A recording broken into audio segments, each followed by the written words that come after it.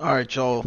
It's time for my week 12 picks. In week 10, I was 10-4. I got the Cardinals Vikings wrong. I got the Bucks Chiefs wrong. Steelers Browns, but we all pretty much knew the Steelers were going to beat them. I just thought it was going to be a lot closer than that. And I got the Ravens Cowboys game wrong. And I mean, I basically said when I picked that game, the Ravens were going to lose if they had to depend on Joe Flacco to win. They're going to lose every game this year where they need Joe to perform well in order to win. He's just not capable of doing it.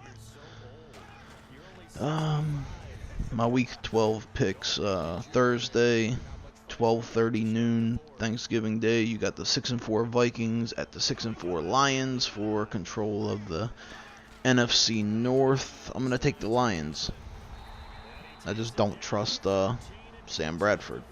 I think it's going to be a really close game. I think that Vikings defense is going to keep Matt Stafford in check, but I don't think the Vikings are going to be able to score as many points as Stafford and them are. 4:30 Thanksgiving Day, you got the 6-3-1 Redskins against the 9-1 Cowboys, and I'm going to take the Redskins. I was not impressed at all by Dallas's defense last week. That was mainly Joe sucking and Marty Morningwig stopping running the ball. We ran the ball 90 yards on the first 2 or 3 drives total, and then ran the ball 3 times the rest of the game after that. And if the Ravens would have did what the Cowboys did and kept with the run and wore the defense down, it would have been a totally different game. But for some reason, Harbaugh and them, as soon as we start getting success with the run, they're like, forget the run, let's throw the ball. Makes no sense to me. And then the Thursday night game is the 5-5 Steelers against the 5-5 Colts. I picked the Colts, but I'm going to switch that now to the Steelers because Luck is out with the concussion.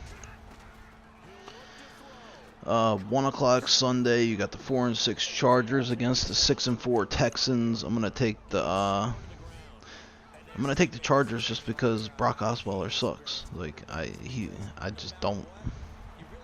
I don't even know how the fuck they're 6-4, to be honest with you. You got the 1-9 49ers against the 6-4 Dolphins. I'm going to take the Dolphins. The 4-6 Rams against the 4-6 Saints. I'm going to take the Aints just because I don't think the Rams are going to be able to hold Breeze below 14 points. And if you can score 10, 13, 14 points against the Rams, you're basically guaranteed to win. You got the 7-3 Giants against the 0-11 Browns, soon to be 0-12 Browns. I'm going to take the Giants. You got the 4-5-1 Cardinals against the 6-4 Atlanta Falcons. I don't know how Atlanta's 6-4 with that high-powered offense, and their defense is actually fucking pretty good too. So they must have had like a really hard schedule so far this year. But I'm gonna take Arizona. What's his name? Bruce Arians just got out of the hospital. He had like a heart attack or some shit. 3-6-1 Bengals against the 5-5 Ravens. I'm gonna take the Bengals because I have a feeling the Bengals are gonna put all of their efforts into stopping the run and making Joe beat them. And Joe is not capable of beating any team in the league, especially the Bengals, because every time we play against the Bengals, he throws 2 or 3 interceptions. Then you got the 2-8 Jaguars against the 5-5 Buffalo Bills. I'm going to take the Bills. You got the 5-6 Titans against the 2-8 Chicago Bears. John Fox says Cutler is day-to-day, but I could have sworn the other day they said Cutler was done for the year because he has to have fucking shoulder surgery. Then you got the 7-2-1 Seahawks against the 5-5 Tampa Bay Buccaneers. The Seahawks are gonna just steamroll them. That's a 4:05 game, and then 4:25 on Saturday. You got the 8-2 Patriots against the 3-7 Jets, and the Patriots are gonna spank them. Also at 425, you got the 4-6 Panthers against the 8-2 Raiders. Obviously, the Panthers basically given up. And then at 8:30 on Sunday Night Football, you got the 7-3 Kansas City Chiefs against the 7-3 Denver Broncos for probably those two teams will probably get both wild cards in the AFC. So them two teams are playing to stay relevant in the division with Oakland, and they're playing for wild card seeding, which really doesn't matter. But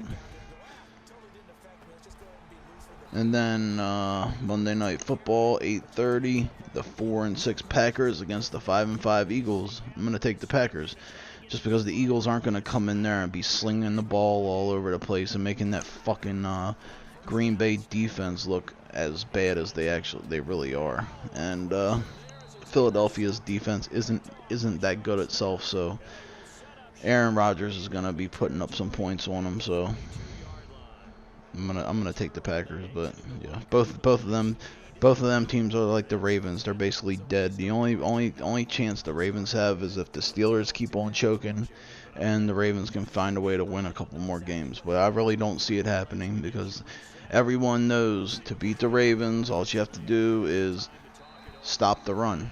Just stop the run. Try to make Joe Flacco beat you, and he's not capable of doing it. He just is terrible. So, all right, I'm out.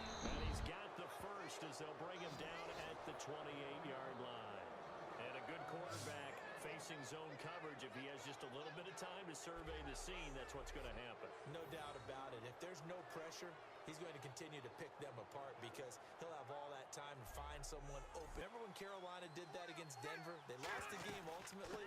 They dropped the defensive end out, and he ended up with an interception in that game in Super Bowl 50.